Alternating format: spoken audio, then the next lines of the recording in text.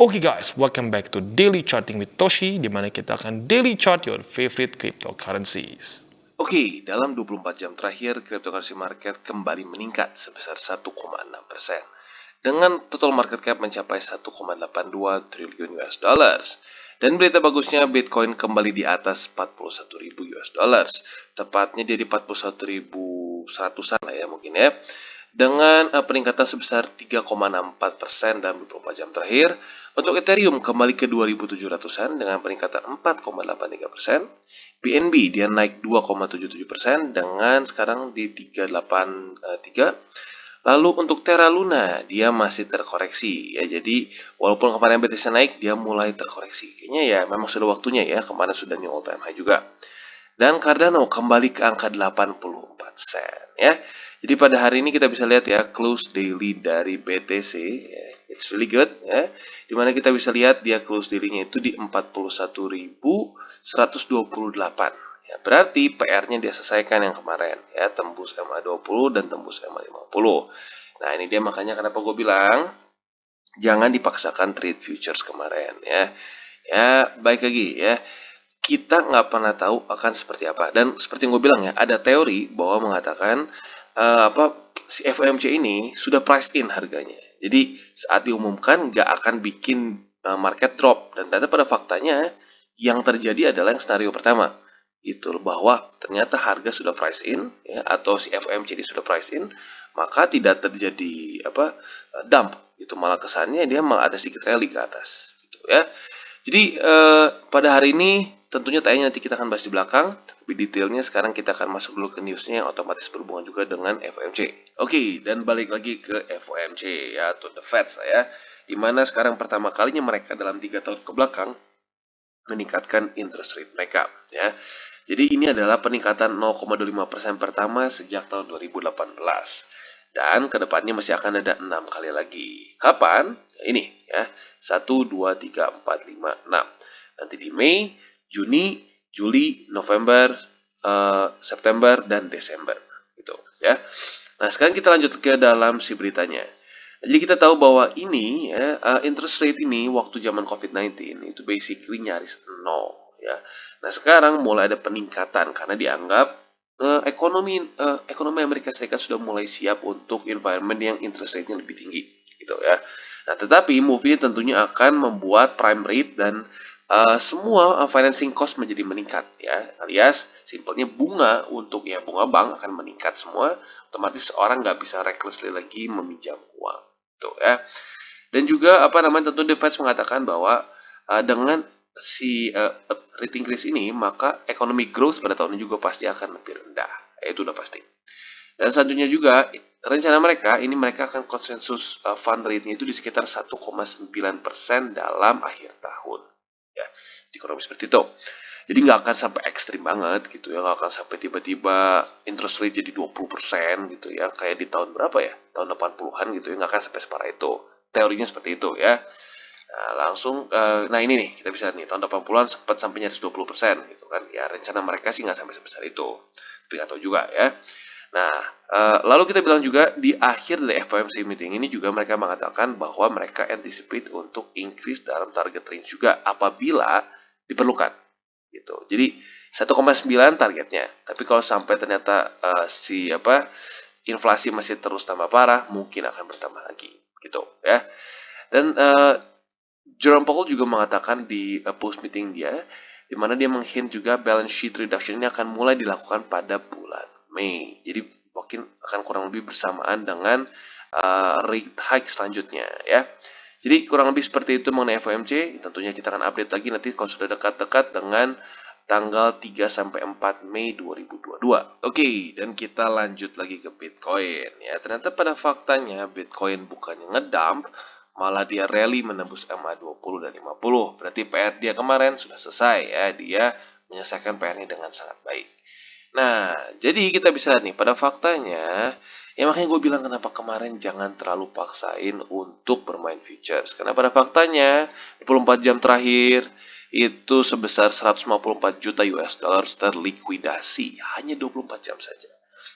Dan lebih dari 40.000 trader terlikuidasi. Terbesar di mana? Lagi-lagi di Bitcoin ya. Nah, jadi kita bisa lihat yang hancur apa? Short ya, yang paling hancur short. Bahkan dalam sejam pun yang paling hancur short. Jadi ya ini dia. Makanya jangan sampai kita terlalu deterministik. Oh, lihat nih, pasti gara-gara The Fed akan ngedam. Apalagi ada logika gini nih, kalau gue lihat di grup suka ada logika, pokoknya setelah di pump akan pasti di dump. Ya, ya bisa terjadi, tapi jangan sampai berpikir, oh karena dari logika itu gue short aja, pasti gue profit. Doesn't work like that sayangnya ya. Dan buat kalian yang akan likuidasi, ya udah ini teman kalian ya, ada 41.000 trader lain juga yang terlikuidasi dan kebanyakan terkecoh dengan posisi short. Gitu, ya.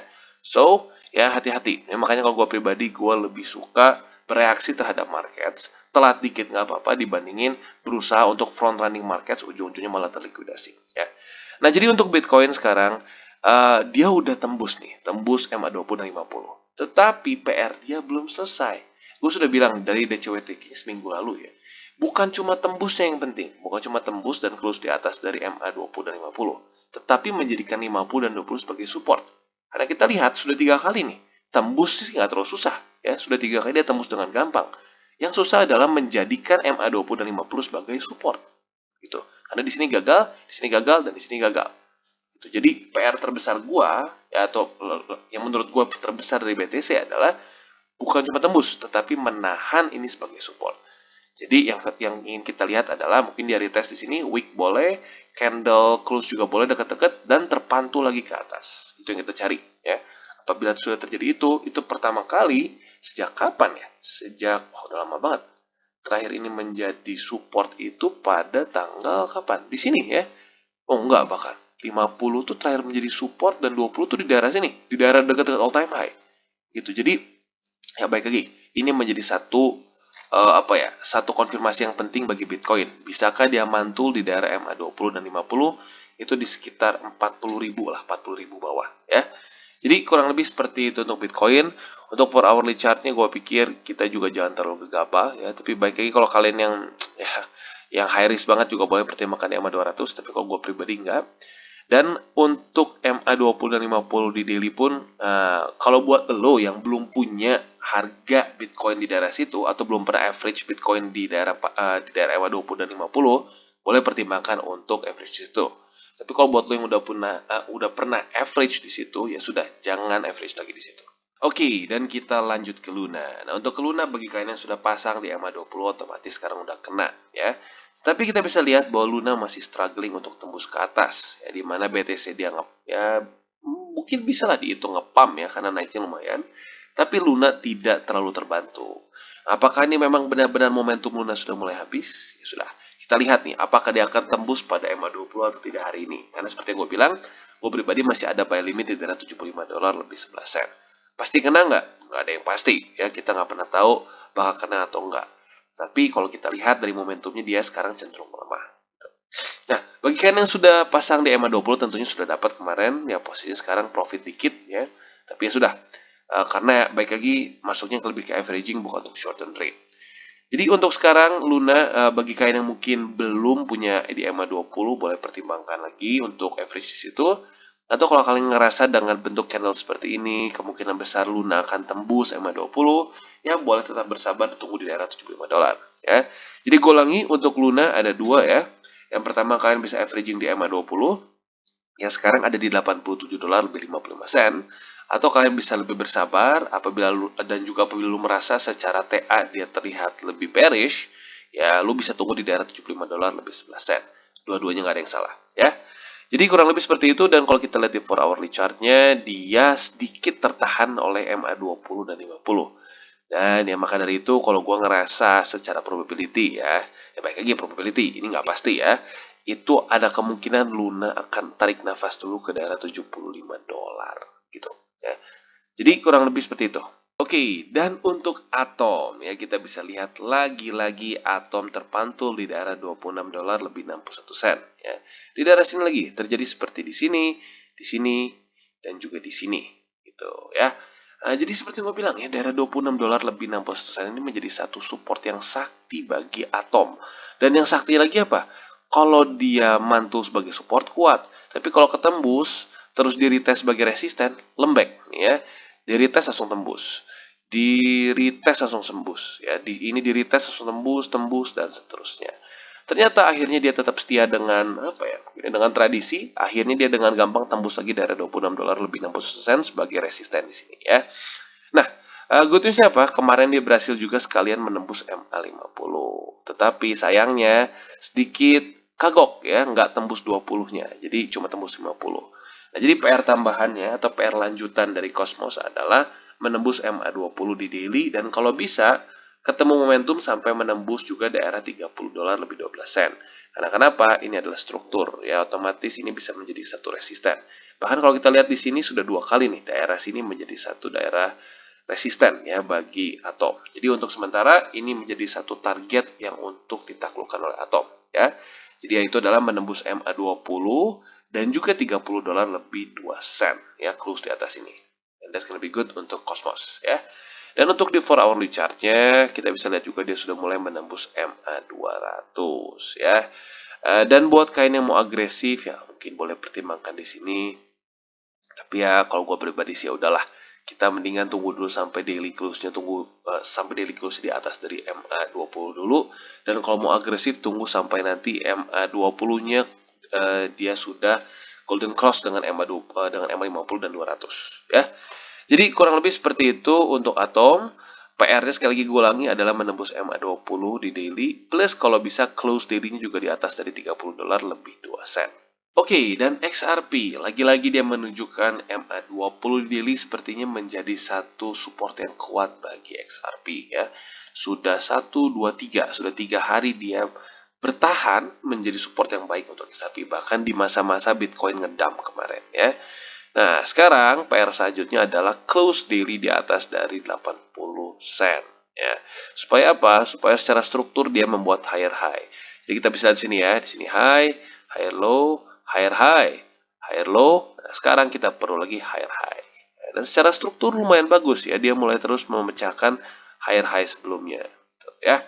Nah, jadi untuk sekarang PR dari XRP adalah yang pertama, ya, bertahan di atas 20 juga, ya. Walaupun kita bisa lihat dalam beberapa hari terakhir itu sepertinya cukup mudah untuk XRP, ya.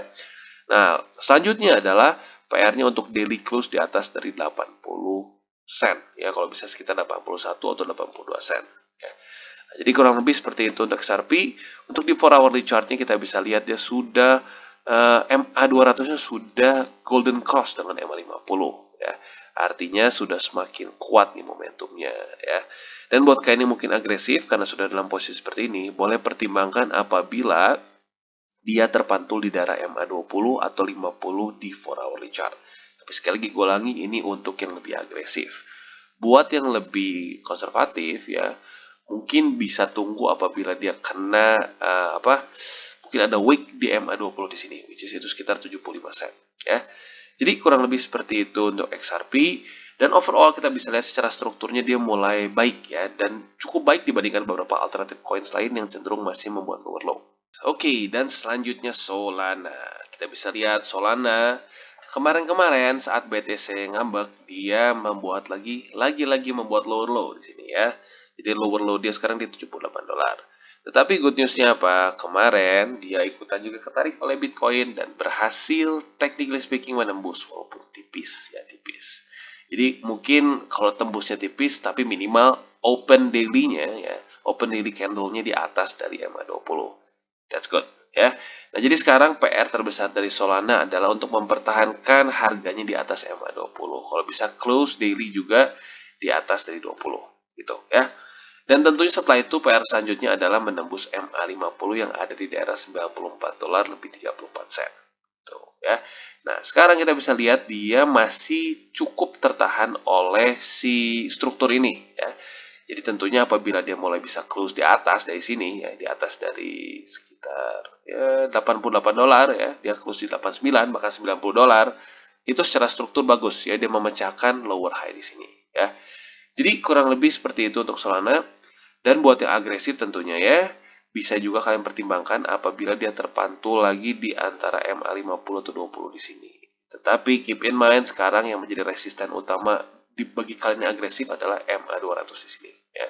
Bisa dibilang sebenarnya kalau mau ambil posisi yang enak kemarin di sini waktu dia terpantul dari 50-nya pada, ya, kemarin, gitu ya.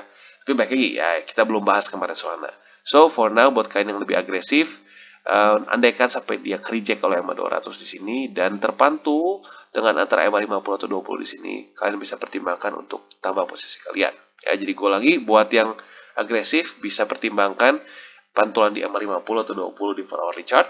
Buat yang lebih konservatif ya, buat yang lebih konservatif bisa juga kalian pasang buy limit di MA20 which is di $87 lebih 46 sen ya.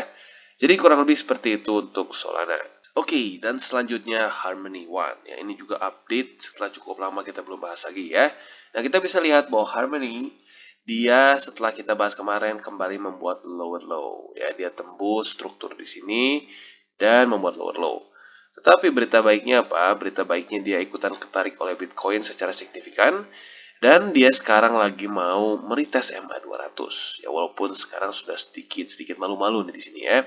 Nah, jadi PR terbesar untuk Harmony adalah menembus MA20 di daily dan close di atas dari 20. Ya, itu yang penting. Dan selain dari itu juga, yang mungkin lebih penting lagi daripada hanya sekedar close di atas dari MA20 adalah dia harus bisa mempertahankan 20 sebagai support. Ya, jadi jangan cuma close di atas, ya, jangan cuma close di atas ini, tapi harus menjadikan ini support dan terpantul lagi ke atas. Alias membuat apa? Higher high dan higher low. Ya, jadi baik lagi, ujung-ujungnya seringnya muter-muter lagi ke situ. Ya, buat satu aset bisa mulai reversal, itu dia harus menunjukkan pola higher high, higher low. Selama dia masih membuat terus lower high, lower high, lower high, dan lower high, ya sulit. Gitu ya. Jadi untuk sekarang PR dari Harmony ini 2 sebenarnya ya. Tapi kalau dia beresin satu, otomatis yang lainnya juga selesai. Maksudnya apa? Maksudnya adalah close di daerah MA20, di atas dari MA20. Kalau dia close di atas dari MA20, berarti struktur di sini pun ikutan pecah, ya, which is good. Artinya lower high-nya mulai terpecahkan, and that's good, ya. Jadi kurang lebih seperti itu untuk Harmony One. Oke, dan selanjutnya kita akan update mengenai Cardano.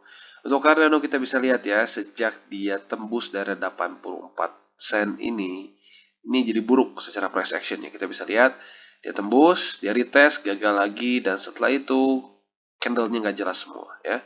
Doji, ya, inverted hammer, lalu di sini dia spinning top lagi. Dan kemarin akhirnya karena ada momentum dari BTC, akhirnya Cardano sepertinya ikutan ketarik dan mulai meretest lagi 84 sen. Nah, berita bagusnya apa? Pada candle hari ini ya, open pada hari ini dia sudah mulai retest lagi MA20 dan dia opennya itu technically coba kita lihat ya sedikit di bawah dari 84 sen ya. Nah, jadi PR untuk Cardano pada hari ini adalah jangan sampai kepukul oleh MA20 ya, karena terakhir kali dia kena MA20 kita bisa lihat luar biasa ya, dia ngedump dengan parah. Nah, jadi jangan sampai terjadi lagi seperti ini. Jadi close di atas 20 itu yang pertama, dan kedua apabila sekalian close di atas 20 maka struktur pun akan ikutan pecah di sini ya. Resisten di sini ikutan pecah. Jadi kurang lebih itu PR-nya ya, mempertahankan di atas 84 sen dan juga tembus dari MA20 di daily. Ya, jadi kurang lebih seperti itu. Dan kalau gue pribadi sih untuk Cardano selama dia masih belum bisa membuktikan 84 sen ini bisa menjadi satu support yang kuat, gue belum tambah lagi posisi Cardano gitu ya. Jadi gue ulangi, PR-nya adalah menembus MA20 di daily, itu yang paling penting ya. Karena kalau dia sudah close di atas dari 20, itu beberapa PR sudah selesai. Yang pertama, PR 84 sen ya. PR kedua, menembus struktur di sini ya. Jadi kurang lebih seperti itu update untuk Cardano. Oke guys, jadi itu adalah akhir dari segmen DCWT kita pada hari ini. Dan jangan lupa bagi kalian yang merasakan manfaat dari segmen ini, jangan lupa untuk share ke teman-teman kalian. Dan apabila lu pengen mensupport channel kita, ya TCI, jangan lupa untuk menggunakan link referral kita di bawah. Nggak wajib ya, tetapi apabila lu menggunakan link referral kita di bawah, ada macam-macam ya, dari Bybit, Huobi, Maxi, toko kripto, dan banyak lagi ya. Ya, walaupun nggak wajib, tapi kalau menggunakan link referral kita, lu secara langsung membantu perkembangan dari TCI. Dan satu lagi, jangan lupa juga untuk join Telegram group kita, di mana kita bisa ngobrol-ngobrol santai mengenai dunia cryptocurrency secara dua arah. So, jangan lupa untuk like, subscribe, click the bell icon, and see you on the next video.